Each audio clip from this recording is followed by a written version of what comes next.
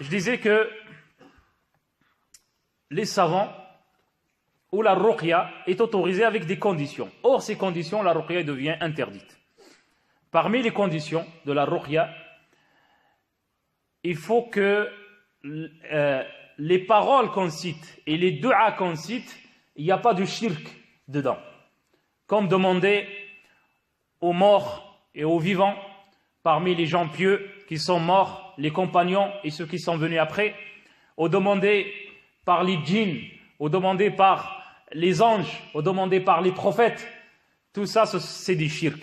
C'est du shirk, c'est l'association avec Allah subhanahu wa ta'ala que Allah subhanahu wa ta'ala ne pardonne pas. Allah subhanahu wa ta'ala dit Allah pardonne toutes choses, sauf le shirk. C'est d'associer avec Allah subhanahu wa ta'ala une de ses créatures qui ne peut apporter ni du bien ni du mal, mais ce sont que des fausses croyances. Et parmi les gens, il fait la ruqya en accrochant des choses, en accrochant des paroles, en accrochant de la magie, subhanallah, en croyant que ces choses protègent et repoussent le mal, et repoussent l'œil, et repoussent la jalousie. Et tout ça, c'est du shirk, wal-iyazu billah. Vous savez, la main de Fatima, que beaucoup de gens accrochent dans leur voiture, que beaucoup de gens accrochent dans leur maison, dans leurs portes de maison, accrochent dans leurs enfants. Tout ça, c'est du shirk. Car cette main de Fatima, comme j'ai dit en arabe, était inventée par les chiites. Fatima, parce que eux demandent à Fatima et ils ne demandent pas à Allah subhanahu wa ta'ala. Ils croient que Fatima a un pouvoir avec Allah subhanahu wa ta'ala. Ils croient que le Hussein, radiallahu anhu, a un pouvoir. Et quand ils écoutent leur dua, ils demandent « Oh Hussein, aide-nous, oh Hussein, protège-nous, oh Fatima, protège-nous ».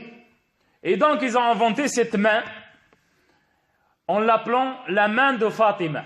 Celui qui a cette main, qui l'accroche, Allah est l'œil, le mal de l'œil et le mal de la jalousie.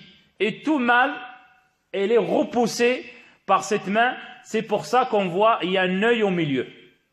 Parfois, là, beaucoup de ces mains-là, ils sont en couleur bleue.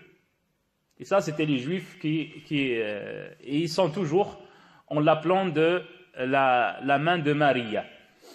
Et d'autres communautés, avant l'islam et avant les Juifs, bien avant, ils utilisaient cette main. Dans notre islam, on a inventé cette main, mais avec un autre nom, en l'appelant la main de Fatima. Au lieu de l'appeler la main de Isa ou la main d'un prophète, ou d'un ange, donc la main de Fatima, c'est accepté. Et comme eux, ils ont une croyance envers Fatima, donc elle est facile à accepter par les gens. Pareil, il y a des gens qui accrochent on appelle les chaussures, des chevaux, hein, le fer à cheval. Tu sais, le fer, ce sont des chaussures, hein, les Nike, de cheval. Si vous avez remarqué, surtout au bled, on l'utilise beaucoup, on la met dans les taxis, et dans les sports en commun, et dans les voitures particulières, et dans les maisons, et devant les maisons, on accroche cette fer à cheval. Pourquoi? Parce que ils croient, et ça ce sont les charlatans, les sorciers, ils utilisent dans leur magie, et dans leur sorcellerie, ils utilisent ce genre de choses. La main de Fatima, et c'est très connu pour les gens qui connaissent ce domaine ou qui ont lu un petit peu concernant le domaine de la ruqya et surtout le domaine des sorciers et comment ils utilisent leur sorcellerie. Khalas. Donc, ils collent cette fer à cheval dans les portes en croyant que ça repousse. Pourquoi le fer à cheval? Ils disent que c'est la première chose qui attire l'œil. quand tu regardes quelque chose, il y a cette pièce qui est le fer à cheval, qui attire alaykoum salam wa rahmatullahi wa barakatuh, qui attire la vue, qui attire l'œil. Donc au lieu de regarder son écran plasma, au lieu de regarder la marque de sa voiture, au lieu de regarder sa beauté, donc cette chose attire ton œil. Et qu'est-ce qu'il fait? Pourquoi c'est pas c'est pas un autre objet? Pourquoi spécialement cette fer à cheval? Pourquoi? Parce qu'ils disent que quand le mal de cet œil-là, il va sous les pieds, sous les pattes de cheval, et le cheval, il l'écrase, et il n'y a plus de force. Et là, malheureusement, les musulmans le font. C'est pas des récits, c'est pas des histoires. C'est très connu, c'est très courant dans la vie des musulmans.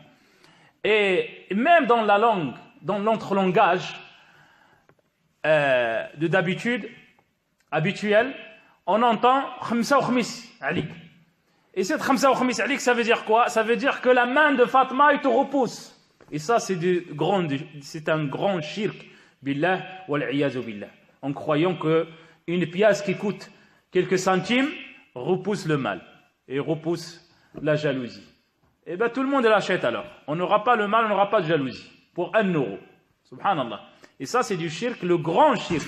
En croyant que ces choses-là aident ou protègent ou etc. Khalas. Et je disais qu'il y a aussi autre chose que les gens accrochent dans leur poitrine. Des paroles données par des sorciers, même s'il y a du Coran dedans. Même s'il y a le Coran dedans. Car les sorciers, et celui qui connaît les sorciers, ils sont très malins. Pas intelligents, ils sont intelligents pour la personne qui ne les connaît pas. En utilisant Bismillahir Rahmanir Rahim, Alhamdulillahi Rabbil Alamin Ar-Rahmanir Rahim, Masha'Allah, Al-Fatiha, il est où le mal?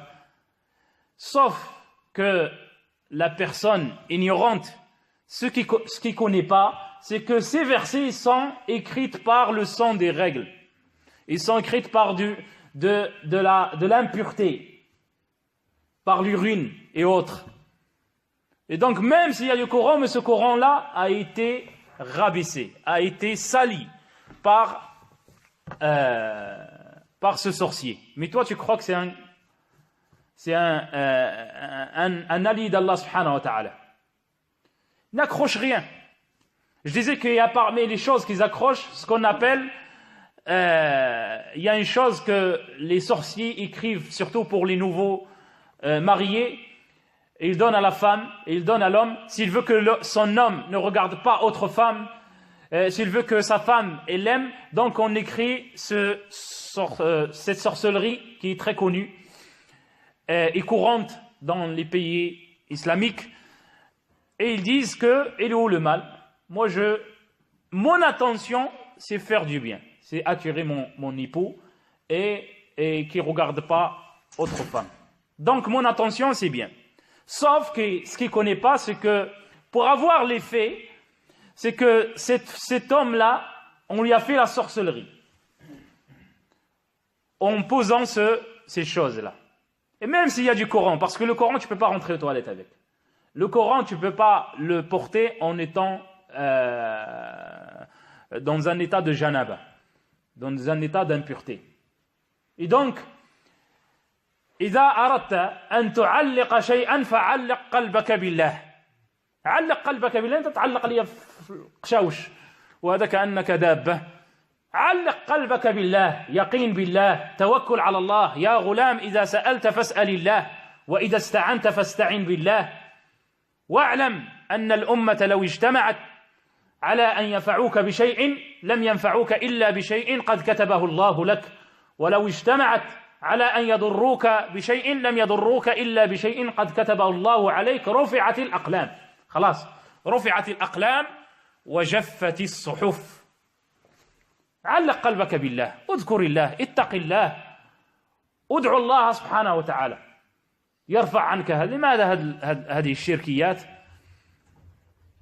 Donc, si tu dois accrocher quelque chose, accroche ton cœur envers Allah subhanahu wa ta'ala. Par Allah subhanahu wa ta'ala. N'accroche pas des bijoux ou des choses où il y a du shirk. Ayons confiance en Allah subhanahu wa ta'ala. Ayons la certitude envers Allah subhanahu wa ta'ala. Si tu demandes, demande à Allah subhanahu wa ta'ala, comme il a dit le prophète sallallahu alayhi wa sallam à Ibn Abbas radiallahu anhu, il a dit: ô jeune homme, si tu demandes, ihfadillah, protège Allah dans ton cœur, il te protégera. Si tu demandes, demande à Allah. Si tu demandes la protection, demande à Allah subhanahu wa ta'ala. Et si tu dois demander de protection, demande à Allah. Si tu dois demander de l'aide, demande à Allah subhanahu wa ta'ala, et sache que si toute la communauté se réunisse pour te faire un bien, personne ne pourra sans l'autorisation d'Allah subhanahu wa ta'ala. Et s'ils se réunissent pour te faire un mal, sache que personne ne réussira à te faire un mal sans l'autorisation d'Allah subhanahu wa ta'ala. Donc, le trésor entre les mains d'Allah subhanahu wa ta'ala, accroche ton cœur vers le roi, Allah subhanahu wa ta'ala, il t'aidera. N'accroche pas ton cœur vers des shirks, etc.